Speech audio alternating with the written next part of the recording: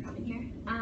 I disagree with a lot of what you said tonight. Good. That makes it fun. I don't believe that being transgender means that you have some sort of mental illness, Okay. and I think that the majority of the psychological, national associations would agree with that. And I think that there's a lot of evidence that institutional racism exists, and that it manifests itself in very real and negative and harmful ways. Okay. But I don't feel any violence or animosity towards you, and I would say that most of the people that I know might wish that you wouldn't spread ideas. They might wish that you wouldn't spread ideas that they find harmful and negative, but they don't feel any direct ill will towards you in any violent way that they would carry out. So I guess what I've been feeling throughout this talk is kind of this vast mischaracterization of the left as some sort of homogenous, violent, oppressive body. And I think that the majority of the people that I know and the majority of the interactions that I've had with communities on a larger scale have not matched that representation. So I was wondering if you could kind of talk a little bit about the nonviolent. So there are two aspects to the nonviolence, okay? And I think one you will agree with and one you will disagree with.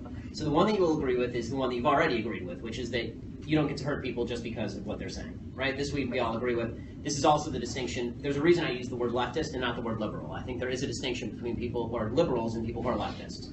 I think that people who are liberals may disagree with me on politics, but they don't feel that they get to use force to shut people down. Leftists don't feel the same way. So that is natural distinction. Now, here's the part where we'll disagree.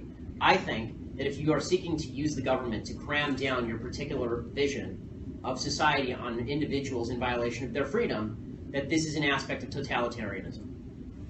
Whether you want to shut me down or whether you want to, let's pretend for a second that I were a baker. And let's say that I'm a religious baker. I'm a religious person, so let's say I were a baker. And let's say that I don't want to participate in a same-sex wedding because I feel that that's sinful in my own religious belief. My belief is that's none of your business. The belief of most people on the left is that there should be legislation that forces me to cater to that same-sex wedding. By polls, this is true. So, now we're getting into dicey territory because now this does implicate violence. It implicates governmentally used violence. So, you can be, I'm happy you're libertarian essentially with regard to my speech. But when it comes to my behavior, you're significantly less libertarian than I am. You can do what you want, I don't care. But people on the left deeply care what I do in my personal life, that they have no right to my labor and they have no right to my services. So this is where the pedal hits the metal in terms of American politics, and this is where the pedal will hit the metal when the government starts getting more and more deeply involved. As far as the institutional racism, all I would ask you to consider, you can believe what you want, but I would ask you to consider this. Shouting institutional racism does not actually combat racism. You have to find individual instances, and you have to show me who the racists are so that we can fight them together. I hate racism. I think it's evil. But if you're just going to say institutional racism every time something bad happens, there's no way to fight it. I need a policy that you're proposing, or I need a person who's actually racist so that we can fight it together, or we can determine whether the policy is good. What I find really problematic is the virtue signaling that I see by so many people on the other side, which is, I don't have to give you the racist, I don't have to tell you who he is or what measures I'm proposing. I just say institutional racism, everybody cheers for me because that's an approved point of view, and now we move on with our lives. You haven't helped anybody, you've just made yourself feel better. If you want to have her respond, please. Well, I think that institutional racism in and of itself, first of all, I would say that the majority of the people that do bring up institutional racism do also have solutions as to how to combat it. But I think that invariably involve encroaching on other people's liberty. But yes. Well, I would just say that there is kind of, again, I feel like you're painting a wide and diverse group of people with the same brush and saying that if you can't point to a policy or if you can't point to a person, then you're just wasting everyone's time. And I think that a lot of people are trying to point to policies, and while I think that the idea of pointing to a racist person is fundamentally in contrast with the idea of institutional racism, because institutional racism grapples with implicit bias in the society as a whole, or not like a ghost in the machine, but in individuals. Unless you're connecting that to a policy, it's a cop-out. Because now we're ghost hunting again. If you just said to me, we have a problem in American society, income inequality, right, is a problem in American society. If you just gave me any problem, and I said, well, that's the Bilderbergs' fault, right? That's the fault of the Bilderbergs, right? It's a conspiracy. It's the fault of the Bilderbergs, right? There are all these conspiracy theories about the Bilderberg group. Now, let's say that it's the Bilderbergs' fault, or it's the Protocols of the Elders of Zion. It's whatever it is. There's some conspiracy out there. You would say to me that's not useful because what are you even talking about? When you say institutional racism, it's too broad. You at least have to name me the institution. Which one is the racist one? Which institution is racist? Tell me which, so we can fight it, seriously, so we can fight it together. Just shouting slogans like institutional racism it's not effective. Shouting white privilege is not effective. I want to be on your side. I do. I want to fight racists. I think racism is, racist behavior is evil. I want to fight it with you, but I can't fight it if you're not showing me what it is. And we have to decide together if the policies you're proposing will alleviate racism or exacerbate racism. And it turns out, I think, that a lot of the policies proposed by the left, I think institutional racism is usually a lever for proposing a policy that is actually unpalatable to freedom, and then castigating people on the other side of that policy as being in league with the institutional racism. The policies are good or bad without regard to words like institutional racism, is what I'm saying. Honestly, I would love to sit down and talk with you for an hour about it because it's a worthwhile conversation, and I think we could actually get somewhere with it. But I think that slogans generally tend not to be particularly effective in getting us to solutions. Okay. Thank you. We have time for 2 quick questions. Okay. I just have one. I just want to. Oh, okay. I just want to disagree with Lauren there. I feel a heavy amount of animosity towards you, but thank you for bringing this ignorance to our campus, because I think it's important when you hear people from different sides, and because of the First Amendment, I can say that, right? Well, thank you. But I do have a real question in there.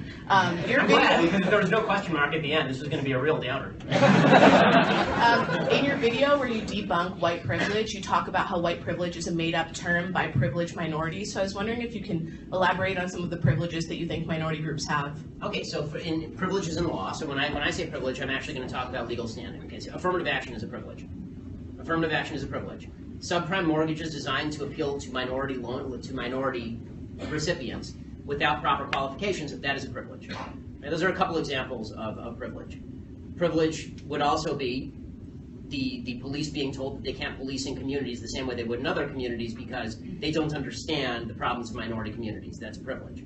And by the way, these privileges are not helpful, but these are, as an overall matter, but it is certainly it's very difficult for me to see how it's not a privilege to get a lower score on the SAT than the Asian guy who's living in exactly the same circumstance. He gets penalized 50 points, you get 230 points on the SATs. That is definitionally a privilege. So there's one. Do you disagree? Yeah, but I don't want to take up everyone's time, so I'm just going to let. Fact number 1. Transgender is not a disease. This is not my opinion. This is facts from the World Health Organization and the American Psychologists Association. Just like gay people don't have a disease. Fact number 2. Rich kids stay rich, poor kids stay poor. It's not true. Out of 1,800 billionaires in the world, 12 of them are black. Where you come from, where you grow up, how much your parents earn, whether your parents were married plays a major role in determining where your is there a life question mark you at end the up. end? Fact number 3, I would just like to remind you that hate speech is not free speech. Yes, it is. And my question is, since facts don't care about your feelings, why did you use false facts? Okay, so none of the facts that I used are false. First of all, yes. No, okay, first of all, would you like the answer? Okay, so the 3 facts you mentioned, you talked about transgenderism. First of all, until 5 minutes ago, the DSM specifically defined transgenderism as a disorder. It defined it as gender identity disorder, now calls it gender dysmorphia, which doesn't even make sense. It says that depression is the actual problem, not the actual gender disorder, which again does not explain why the transgender suicide rate is upward of 40%, and the actual suicide rate for the rest of the American population is lower than 3%.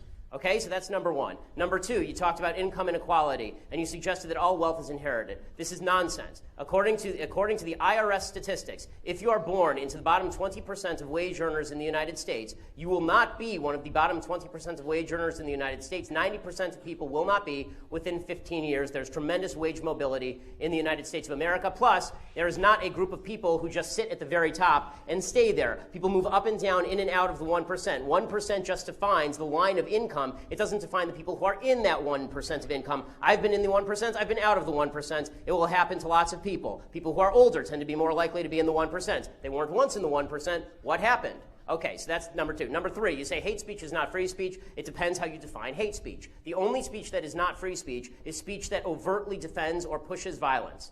Specifically, speech that is generating violence, right? That's the only type of speech that's not hate speech. If I say things you don't like, that's not hate speech. And if you think that it is hate speech, you're a fascist. End of story.